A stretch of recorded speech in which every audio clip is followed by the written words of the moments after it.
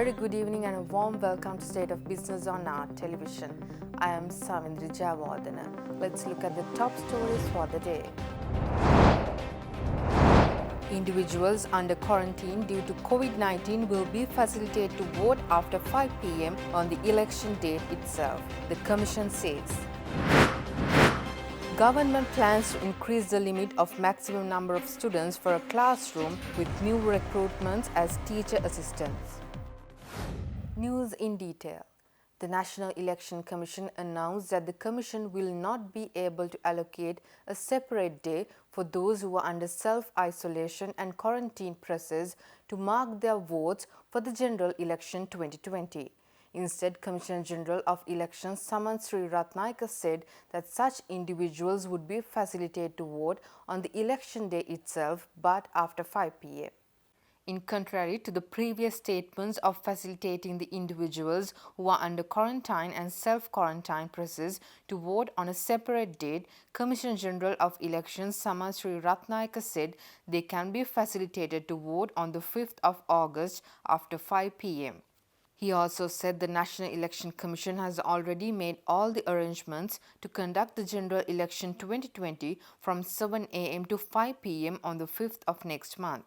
Commissioner General of Elections Ratnayaka made these observations addressing a special meeting of the Task Force of the National Operations Centre for Prevention of COVID-19 outbreak yesterday. He also added that all necessary measures have been taken to carry out the parliamentary election in compliance with the health guidelines put in place by the health authorities. In the meantime, postal voting of the Rajangane division, which was delayed due to the regional lockdown measures, was conducted at 5 polling stations in Anuradhapura district.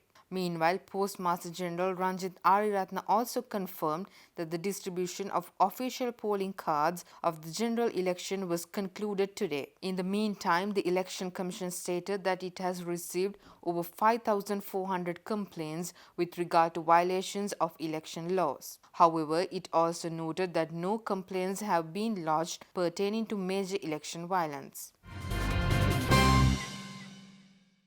The Education Minister Dallas Alahaperuma states that they have received the legal approval to increase the number of students in grade 1 classes with the condition of recruiting additional teacher assistants. Addressing a media briefing held in the Education Ministry today, Subject Minister further stated that the schools in the country will be closed next week owing to the forthcoming general election due on 5th of August. Thus, the Ministry of Education has decided to grant leave to all government schools during the week of the general election. Thus, schools will be closed on the 4th, 5th, 6th and 7th of August. The holiday is related to students in grades 11, 12 and 13 of all schools in the island as their academic activities resume this Monday. Moreover, it was noted that classes for all students will be resumed on the August 10th Monday. Schools which have less than 200 students can conduct classes for all grades adhering to the 1 meter distance. Schools which have more than 200 students are given a separate timetable.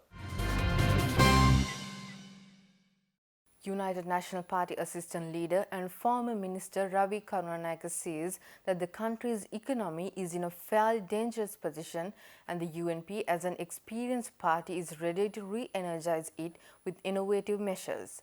Former parliamentarian also implied that a number of positions, including the CMC mayor, will have to be replaced in due course with the decision of UNP's working committee to expel its 115 front row members. There has been an excessive borrowing that has been going on with the government, and at this particular moment there has been a request made to the IMF, which has, owing to our current situation, we had asked for 584 billion in SDR, which is equivalent to 894 million US dollars. But we have still not got this. Then there has been an excess printing of monies, which Nandalal Veerasinghe has said up to about 420. But now I've heard that it has gone up to 473 billion.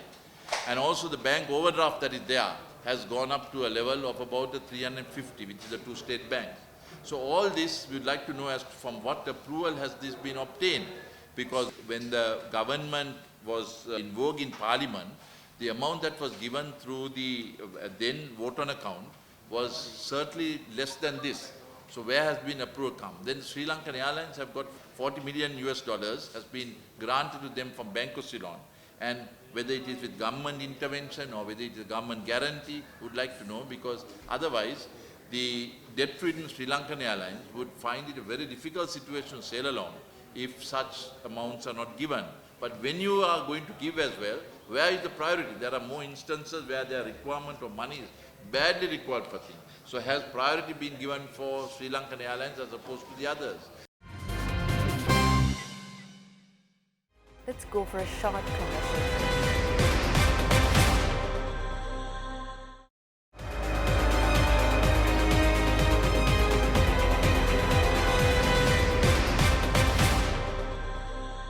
Welcome back after the break. Former permanent representative of Sri Lanka to the United Nations at Geneva, Thamara Kunanayakam stresses that the government should voice their clear opinion on the proposed Millennium Challenge Cooperation Agreement, ensuring that the country's non-aligned foreign policy won't be badly affected. She made these observations addressing a recent press conference conducted by the Professionals National Front to clarify issues on the MCC agreement. Now, the MCC statute, this is where you see another direct link between the MCC and the defense strategy of the United States.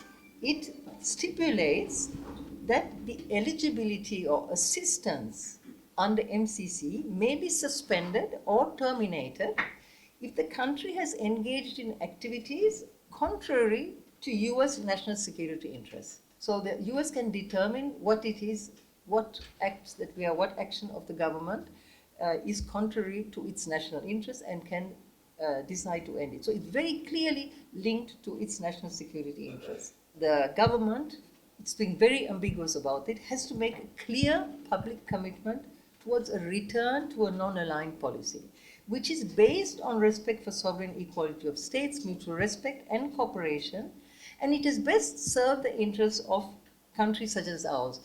The non-aligned movement, don't forget, is not just about siding with the Soviet Union or siding with the United States. It is about defending the independence, the political independence of newly independent states, developing countries who are under colonial rule, and also to consolidate the political independence through economic independence. So you have to set up an international economic order that facilitates that economic independence of countries like ours. Moreover, addressing the same press conference on the MCC agreement, President of Government Medical Officers Association, Dr. Anuruddha Padini stresses that the government should not take a firm decision on the MCC agreement without seeking people's mandate via a referendum. මේ රටේ පුරවැසියට මේ දත්ත කෙලිම බලපාන නිසා ජනමත විචාරණයකින් තොරව මෙවැනි කටයුත්තකට නොයා යුතු බව ජනමත විචාරණයත් නිකන් නෙමේ මහ ජනතාවට සත්‍ය කරුණු අවශ්‍ය කරුණු සියල්ල එලි දක්වලා තීරණයක් ගැනීම හැකි තත්වයකට මහ ජනතාව පත් කරලා මහ ජනතාවගේ අදහස් විමසීමක් අවශ්‍යයි. එහෙම නැතුව කැබිනට් මණ්ඩලය කියන රහසිගත ආයතනයෙන් හෝ පාර්ලිමේන්තුව කියන 225 ගැන අපිට සැබෑ නියෝජනයක් පෙන්වුම් කරන්නේ නැහැ. මහජන නියෝජනයක් පෙන්වුම් කරන ආයතනයක් නෙමෙයි ලංකාවේ පාර්ලිමේන්තුව. පක්ෂ නියෝජනයක් කරන ආයතනයක් තමයි ලංකාවේ පාර්ලිමේන්තුව. ඒක නිසා අපිට අවශ්‍යයි මේ රටේ අයිතිය තියෙන මහජනතාව නියෝජනය කරන ජනමත විචාරණකින් තොරව මේ කටයුතු වලට නොවන ලෙස. In the meantime, leader of Aphe Janabala Paksha, Venerable Athulli Ratanathero, calls the government and key opposition parties to voice their viewpoint on 5 main issues, including the Millennium Challenge Cooperation Agreement. Former parliamentarian Athulli Ratanathero yesterday called on the government and opposition parties such as United National Party and Samagi Janabala Vege to announce their positions on the Millennium Challenge Cooperation Agreement, Muslim marriage law, madrasa schools, the use of burqa and niqab, and banning of cigarettes. The Thero told that the government and the opposition parties should announce their stance on these issues before the general election. He further stated that President Gotabaya Rajapaksa advocated a one country, one law, and that he should reveal his stance on the Muslim marriage law, which is against the common law of the country. Venerable Ratanathero said the Gunaruan committee appointed to review the MCC Pact had stated in its report that the MCC is disadvantageous to the country and therefore the government should reveal its stance on it. Stay tuned for more news right after.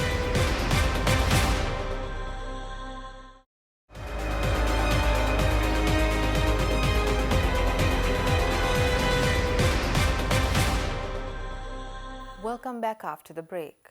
Trading at Colombo Stock Exchange ended on a negative note today.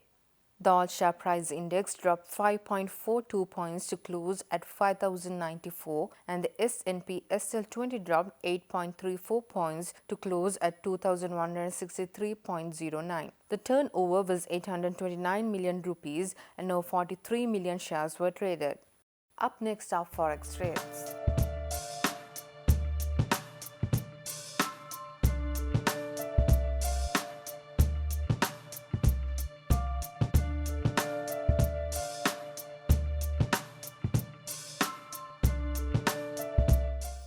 That's all news for today. See you tomorrow with State of Business at the usual time. Until then, take care. Good night.